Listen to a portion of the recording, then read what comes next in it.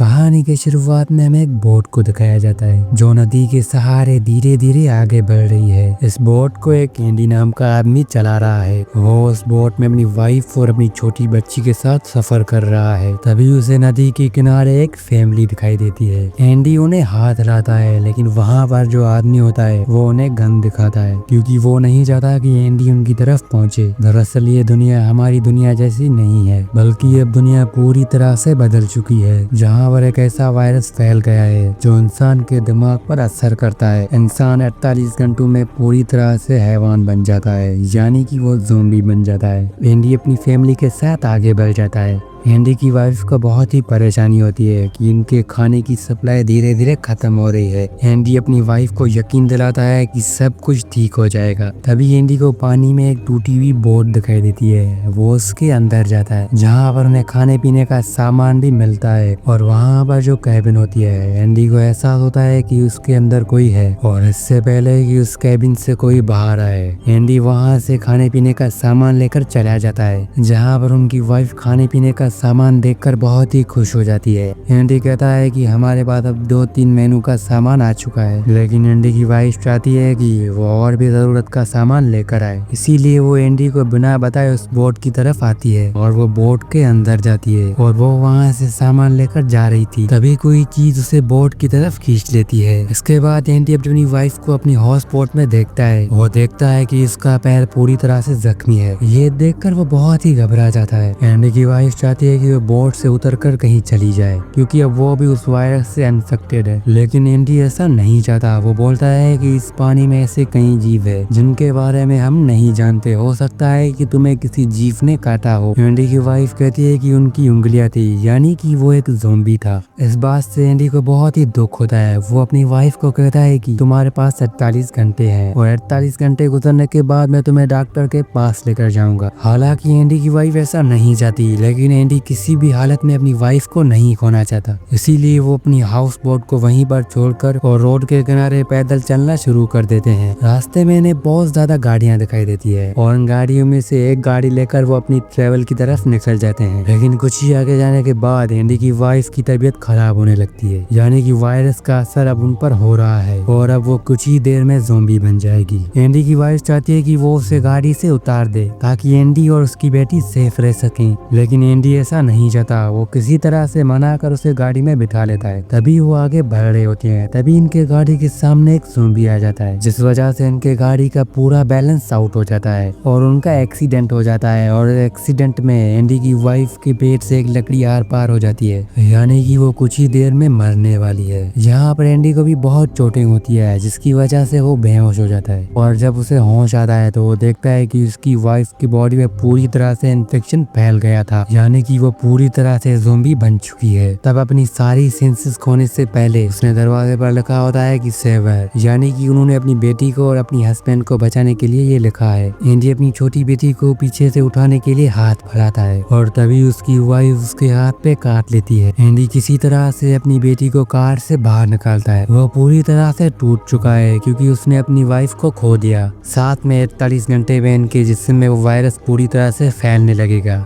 उसे नहीं पता होता कि उसके मरने के बाद उसकी बेटी का ख्याल कौन रखेगा। एंडी अपनी घड़ी पर 48 घंटे का अलार्म सेव कर देता है। तभी वो वहाँ पर देखता है कि वहाँ पर वो आदमी है जो उनकी गाड़ी से टकराने वाला था, और जब एंडी उसके पास आता है तो वो देखता है कि वो पूरी तरह से वायरस से इन्फेक्टेड है। वो एक लकड़ी उठा लेता है। तभी वहाँ पर एक लड़की आती है जिसका नाम टॉमी होता है, और एवरेज में एक लड़की है, और वो ऑस्ट्रेलिया के आदिवासियों में से एक है। वो एंडी को कहती है कि मेरे फादर को नुकसान मत पहुंचाओ। दरअसल जो आदमी उस वायरस से इन्फेक्टेड है ये उनकी बेटी है। उसने अपनी फादर के मुंह को पूरी तरह से बांधा हुआ है ताकि वो किसी का खून नहीं पिए। वो लड़की अपने हाथ को काटती है, और जब उसके हाथ से खून निकलता है तो वो उसे एक पेड़ पर लगा लेती है। ये देखने के बाद उस लड़की का जो फादर इन्फेक्टेड है वो उस खून को चाटने लगता है, और इस तरह से उन्हें फादर को डायरेक्शन देती है, और जहाँ पर वो जाती है और उसका फादर भी उसी तरफ आता है। एंडी भी अपनी बेटी को लेकर यहाँ से निकल जाता है, और जब वो रास्ते में आगे आगे जा रहा होता है तब वहाँ पर एक स्ट्रीट लाइट जलती है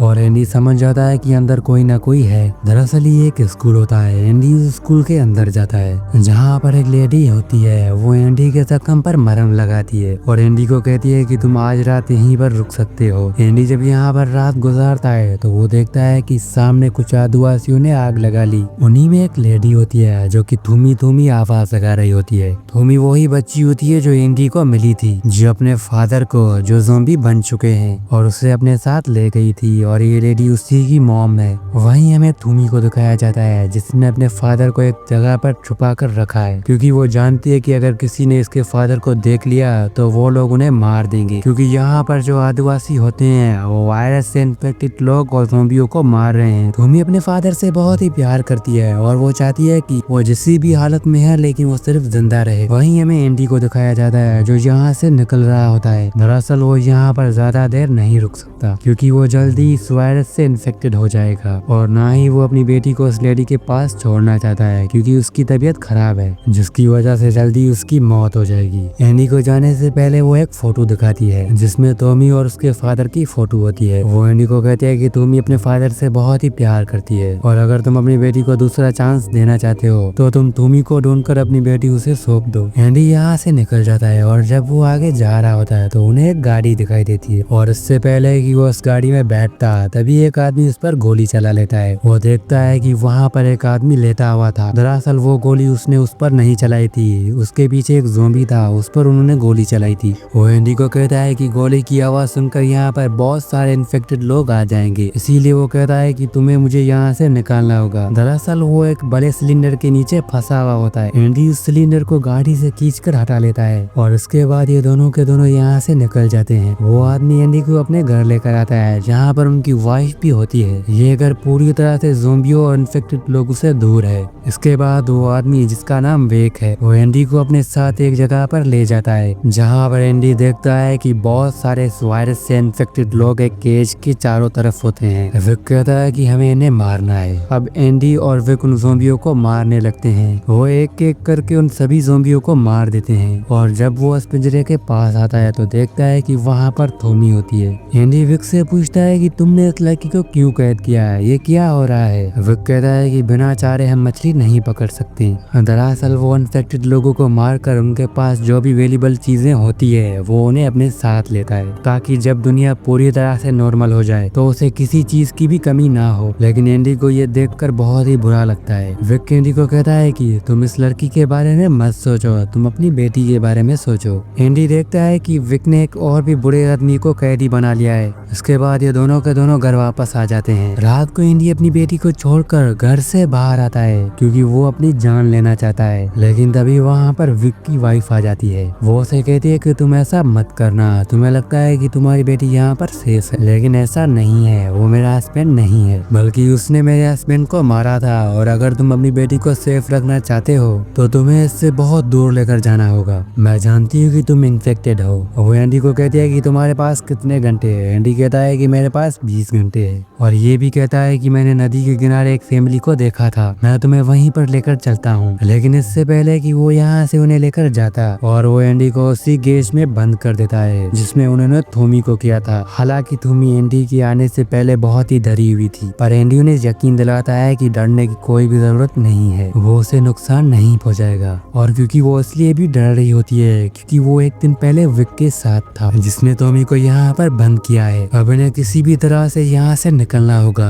इसीलिए एंडी चैन के थ्रू वहाँ पर एक मांस का टुकड़ा बनाता है और उस चैन का दूसरा हिस्सा केज के यानी वो केज के दरवाजे के ऊपर बांध देता है। वो मांस के टुकड़े को बहुत दूर फेंक देता है। तब वहाँ पर जितने भी इन्फेक्टेड लोग होते हैं वो सबके सब उस मांस के टुकड़े पर झपटते हैं। वो चैन खींचना शुरू कर देते हैं जिस वजह से दरवाजा खुल जाता है। फिर एंडी और टॉमी भागकर उस जगह पर आते हैं जहाँ पर एंडी की बेटी होती है, यानी कि विक के घर पर। लॉरेन को, जिसे विक अपनी वाइफ कहता है, वो अपनी बेटी को लेकर वहाँ से भाग जाता है। लेकिन तब तक विक की नींद खुल जाती है और उससे पहले कि वो एंडी को गोली मारता, लॉरेन एंडी और टॉमी के आगे आ जाती है जिससे उसे गोली लग जाती है और उसकी मौत हो जाती है। एंडी अपनी बेटी और टॉमी के साथ यहाँ से भागने में कामयाब हो जाता है। हालांकि विक उनका पीछा करता है लेकिन ये तीनों की तीनों वहाँ से भागने में कामयाब हो जाते हैं। अगली सुबह टॉमी उस पेड़ के पास आती है जहाँ पर उन्होंने अपने फादर को छोड़ा था। वो वहाँ पर देखती है कि उसका फादर लकड़ियों के चारों तरफ फंसा हुआ है और उनकी मौत हो चुकी है। अपने फादर के मौत से टॉमी पूरी तरह से टूट जाती है। उसे बहुत ही दुख होता है। हालांकि एंडी उसे समझाने की कोशिश करता है कि